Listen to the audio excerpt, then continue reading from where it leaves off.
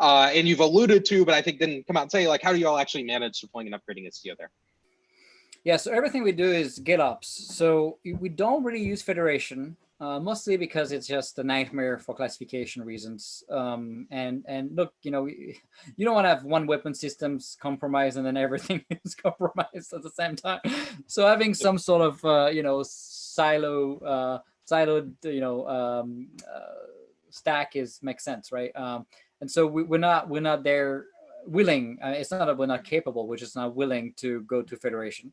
But what we're doing though is that central source code of truth of Terraform and cluster API and every option we have in terms of Kubernetes from the cloud to all the way to Kubernetes, from running on vSphere, on Amazon, on Azure, or at the edge. All that code is in the same repo, so there's no drift, and we can instantiate it, like cattle. And we treat our cluster as cattle. So for us, it's like, you can kill it every night or every day. I don't care.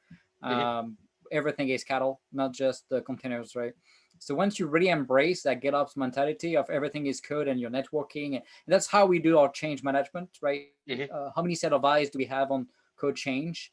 And many companies do this, right? SpaceX and others, where you need 3 set of eyes on code to approve some critical code change, maybe just 2 for other stuff, but you decide how many you do per repo, and then we segment our code, right, per container, service mesh, platform, infrastructure, Terraform code and stuff like that, right? So we cut that into layers, and then we can update that, and then we can instantiate it on classified gapped environments, on different clouds, on different providers, at the edge, on the weapons, anywhere.